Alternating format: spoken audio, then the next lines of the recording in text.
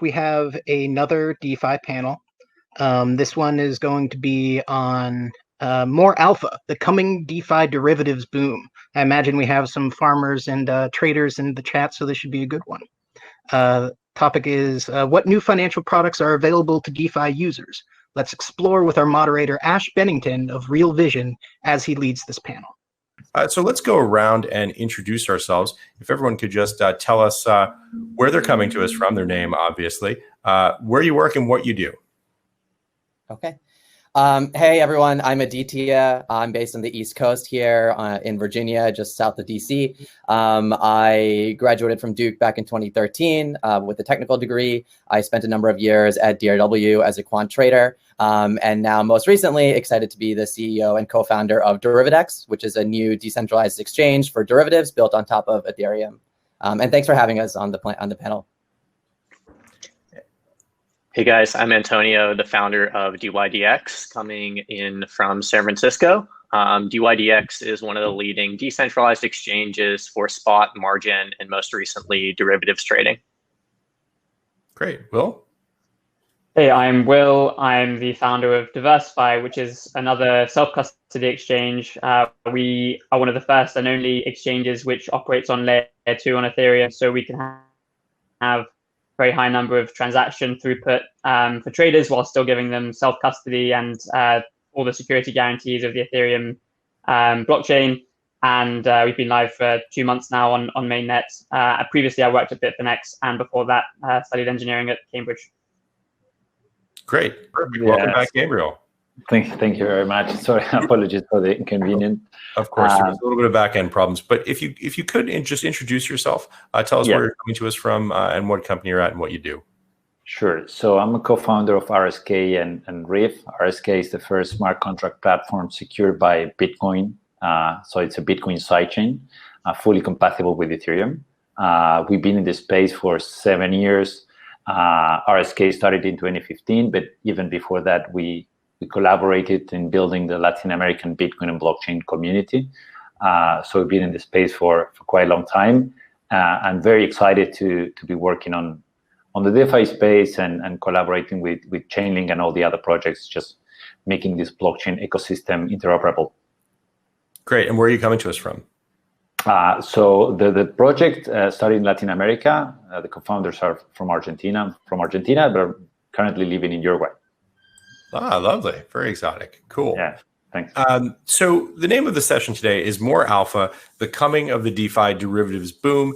And it's about the discussion around the new financial products that are available to DeFi users. So what I'd like to do is go around the horn once more and have you each tell me what that means to you and why you think it's significant. But there is one rule. For the first question only, no undefined jargon. We want to keep it as general as possible. Then we're going to dive into the weeds after that. So just big picture, what is it you're doing? Why do you think this matters? And what do you hope? Go ahead, Aditya. Yeah. I can kick things off.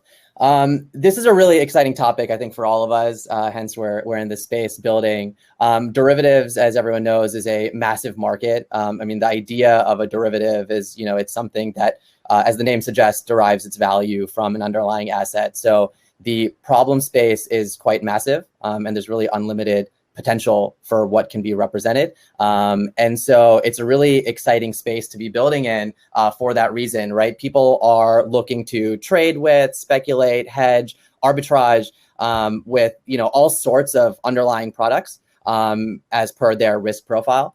And so to be able to create products that are useful for any number of people is something that's really exciting. And, one of the things that we've seen happen in the space right now in DeFi is actually something that's taken place in centralized finance, but just at a hyper accelerated pace, right? So in centralized finance, and in particular in the crypto markets, right, you have kind of the spot trading on Mt. Gox or Coinbase that started in the early 2010s.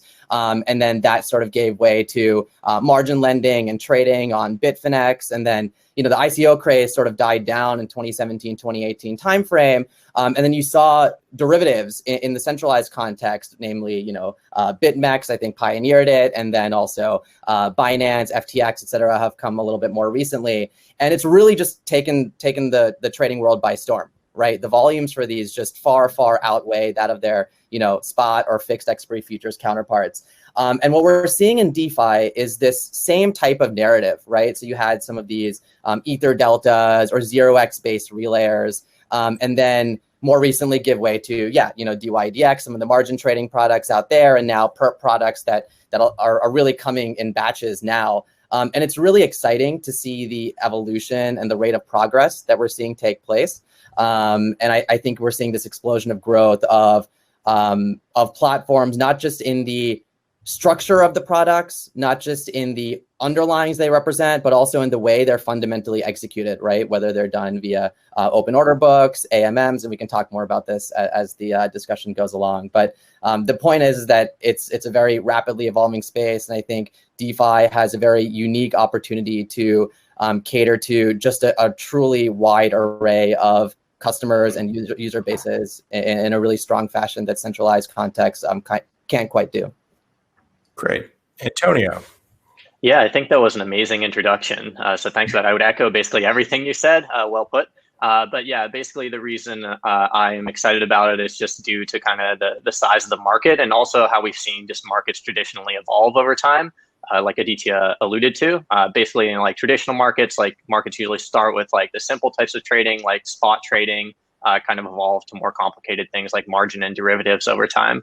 I think with kind of like the reason that I think it makes a lot of sense for derivatives to be on DeFi is just for a lot of reasons that we've seen a lot of the spot trading activity move over to DeFi, things like self-custody, things like being able to trade like tons of different assets, which you may not have available on centralized exchanges. And that's really exciting to me. I really think of like finance and decentralized finance as well as like a stack. So kind of at the bottom of the stack, you have things like, just assets. So first, like blockchain kind of came up with decentralized assets. So things like Bitcoin, Ethereum. Then after that in the stack, it's kind of things like buy-sell exchanges. So 3 years ago, we saw things like 0x, Kyber kind of come out and be the first decentralized ways to trade assets on spot. And after that, kind of the next level of complexity is like margin trading. And then kind of the pinnacle is like derivatives. And I think that's what where we're getting to right now.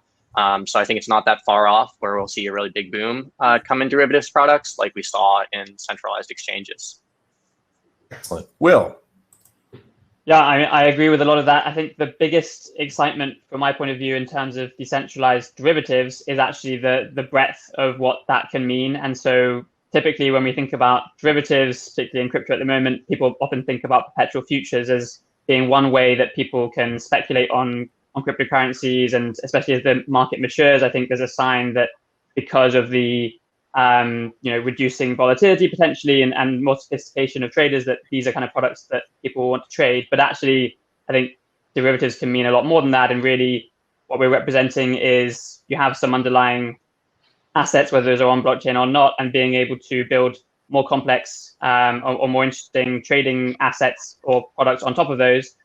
Some of the potential use cases are also, for example, for staked tokens. So being able to then build things that may be more interesting to trade than the underlying assets, where tokens are staked or held and locked in various different systems, and increasingly those are things which people will be interested in. And so there's a very broad and flexible range of products which could be built, and those in some cases can be built better and in a decentralized system because it's composable and because the logic is defined in smart contracts or in other types of cryptography. Then it could be built using contracts in a legal sense, and that will lead to much faster and much more rapid innovation. And that's the thing that is really exciting about this for us. Yeah, so that's interesting. One of the things that's interesting to me about this topic is how potentially broad it is. I'm curious to know, what are the topics that interest you the most in this space? Non-recourse leverage? Is it lending? Is it margin? Anyone who'd like to jump in? If you want, Ash, I can give you my take on this. I would like to divide the answer in two. On one hand, I'm super excited to see the level of innovation and open source technology that we're seeing in DeFi, and these amazing solutions that the guys mentioned before. It's just mind-blowing. I've never seen this rate of innovation in the traditional centralized finance solutions. Now, what really made us create RSK in the first place was the dream of using blockchain technology and decentralized finance to really create a deep change in our global society. So we live in a world where 50% of the global population are excluded, and it was actually the component of decentralization that Bitcoin brought to the table that enabled us to have a financial system with no KYC that anyone can use. And this is what excites me the most about DeFi.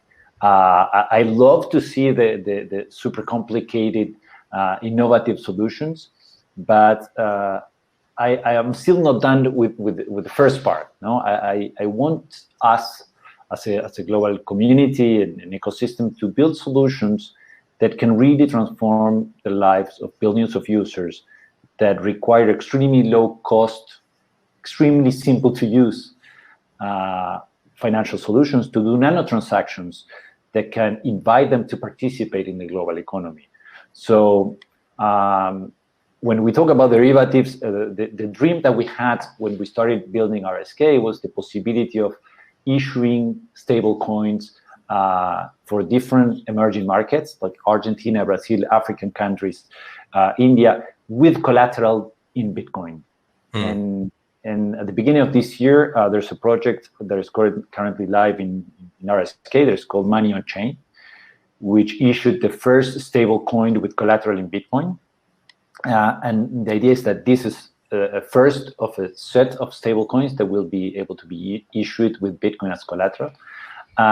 And this is the kind of derivatives that I think the world needs the most. No, and when I'm saying the world, I always think that DeFi, if we only do DeFi for us, like people in this call or even in this conference, then we are not changing anything. I mean, it's a very cool technology, but basically the world and the global society will continue to go the path that it's been on, and even might get even worse or more despair. No more. So I'm really excited DeFi can bring to help us build a better society. This is what excites me the most. Yeah, that's great. In fact, I liked your frame so much, Gabriel. I'll rephrase the question that way. What are the products or services that DeFi derivatives can provide that the world needs most? Sure. So, I mean, definitely one of the use cases that's sort of, I think, going to be most widely useful and applicable is, as mentioned, stablecoins. So I think DAI is a clear example of what is essentially a synthetic asset derivative that's built with and collateralized on Ethereum. And clearly, that can happen on other blockchains as well. That's something where you have a permissionless asset which can be transferred without any government or otherwise controls. And I think that's something that feeds into what we're seeing as being the kind of major growth around all sort of DeFi products, whether derivatives or sort of spot tokens of any type, which is really the kind of permissionlessness, first of all, which allows people to build on top of things, often list tokens or create anything they want around the existing building blocks. The composability of being able to interact with various different systems within what you're building. So you do get these building blocks which are adding on top of each other, of which, for example, a global stablecoin or some sort of hedging derivative product can be a piece of the overall puzzle. And then particularly the kind of transparency and the auditability that you get from having all of this happening on chain as opposed to in many in a kind of legal framework. And so I'd say that particularly those most fundamental building blocks like decentralized stablecoins are probably going to be some of the things that can be most useful globally. That said, I mean, personally, I'm not really a believer that derivatives, particularly like perpetual futures for speculation, are ever going to be world changing or bring more people, include more people into our financial system than happens in the traditional world. That's just something I think is not really very likely, and the rich get richer. But there are obviously certain things that will do that. Yeah, if I were to just back off of that, I totally agree with most of the things that you guys said. I agree that's basically the goal for all of us, I think, like working in blockchain. And I think something, Gabriel, that the stuff you were talking about that brought like all of us to the space. I think if I were to just take it a step further in terms of like how derivatives can help that, obviously with kind of new financial products like, crypto-backed stablecoins, great use case. The one thing I would say is for, if we want crypto to be big, we need there to be really liquid markets for crypto, and we need those markets to be stable. We need them to, have derivative products where you can express like complex price expressions. You need to be able to let arbitrageurs bet on like volatility. There needs to be transparency in the markets. And what we've really seen in the crypto market so far is just like most of the crypto trading and basically all of the crypto derivatives trading kind of goes on like offshore exchanges, which are not regulated. They don't have like necessarily like the best transparency in terms of what's going on under the hood. And I think that that's where DeFi can kind of come in, like inject a lot of this like really good transparency into the market, kind of as Will was talking about, like replace a lot of the like legal contracts with like, smart contracts, replace, some of the laws with like code. And I think that's a really great outcome for the space as a whole and kind of the health of the market. Yeah, definitely agree with everyone so far. I think one of the areas that is particularly interesting to me is just the concept of leverage, right? That's one of the beauties of derivative products, allows people to really achieve this level of capital efficiency and take on leverage in high numbers. Certainly in crypto, it's common to see these 100 plus X, which is kind of wild. Haven't quite seen that in DeFi yet, but I think it's an interesting question, and I don't think DeFi has quite gone there yet. And I know there are these perp products, DerivaDex being one of them, dYdX, of course, others as well, that are launching this. But right now, what we're seeing a lot of people do in DeFi is, they do this yield farming, these crop rotations, whatever you want to call it, and sort of indirectly lever up their collateral, right, by going like several iterations through the loop. And I think, Will, I certainly agree with you, by the way. I think we can and should and will go well beyond perpetual swaps. But one of the things to slightly push back, if you don't mind, is that I think perpetual swaps do allow people, in theory, if they're robustly built, to more, from a capital efficiency standpoint, achieve the levels of leverage that they would like a little more directly. So I think that is one strong use case for it. And then also, to Antonio's point, like, the overall ecosystem of tradable products is actually very interconnected, right? So, for example, like on the perpetual markets, it actually turns out that a lot of institutional clients, they certainly are trading these products, but a lot of them actually are sticking to, fixed expiry futures or even spot, where there's a little more regularity and certainty as opposed to like the funding rate. Whereas a lot of retail, so a lot of these new traders that previously hadn't entered the markets are participating on BitMEX and the likes of that. So I think like we'll see that influx in the DeFi space also as these products get more, well built out. And then also, as I was saying, like there is this level of everything being intertwined with each other. So for example, putting on this basis trade where you can take on a perpetual position and then take on an offsetting position on, a more traditionally structured market like a future or a spot.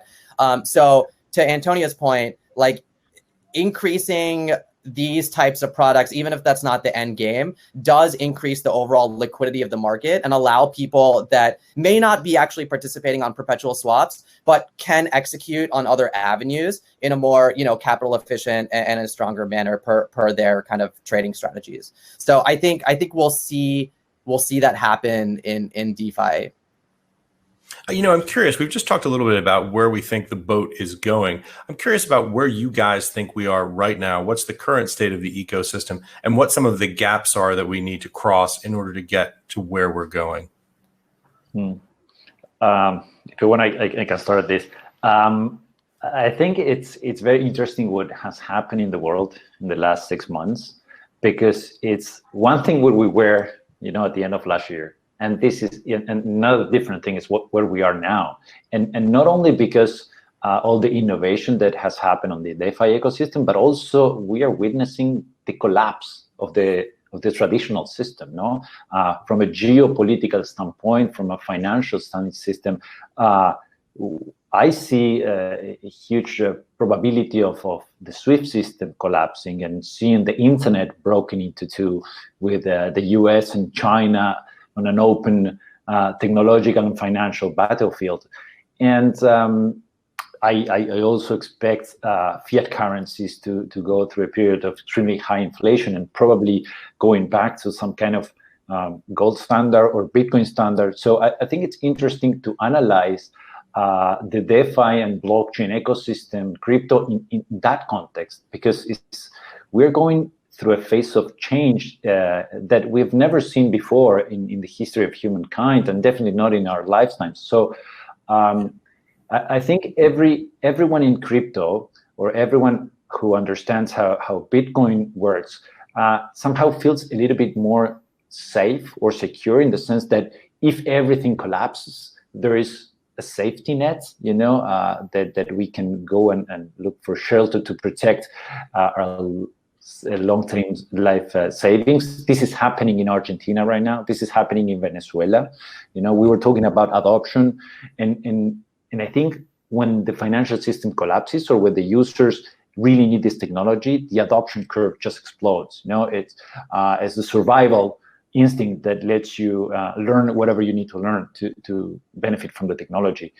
And what I hope doesn't happen, but kind of what I see this going, is I believe that the trust problem between the US and its allies and China, and the TikTok issue and the 5G, it's probably going to lead us to a financial system broken into two, where you have to choose whether you want to use WeChat money or Facebook money, or Western money, Western internet.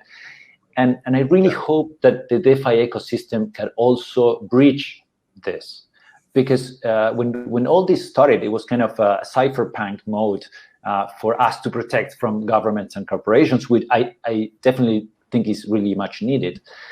But I didn't see it coming that maybe DeFi and Bitcoin and crypto in general could be the bridges that will keep the global society united, in case the national financial system and the lack of trust between the parties breaks everything into pieces.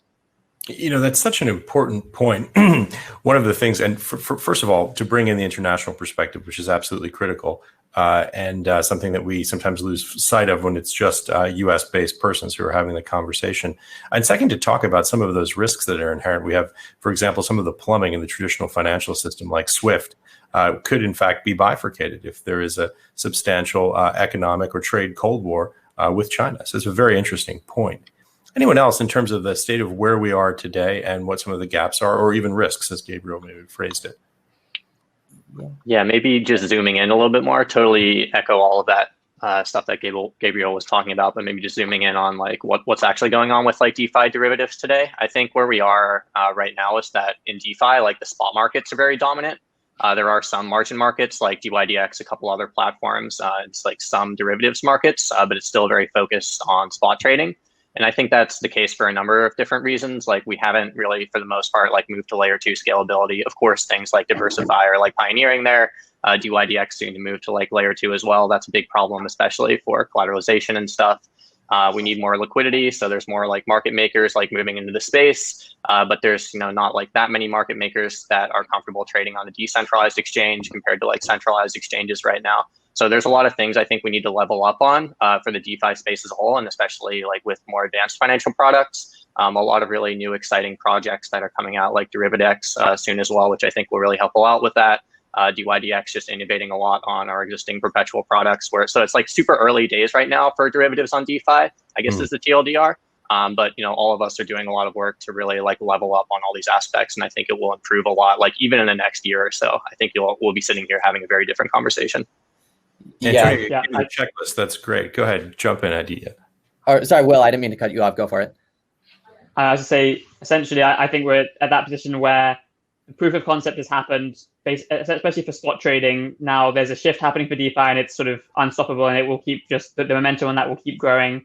And derivatives are maybe slightly further back on that, in that there are dYdX and others who have very sort of complex and well-designed derivative systems, but which don't yet scale, but which will very soon. I think the challenge is going to come to all of that from maybe another direction as well, which is that in scaling these systems, which is definitely also proven, Deversefi is already live, as are some others now on a layer 2 scaling system.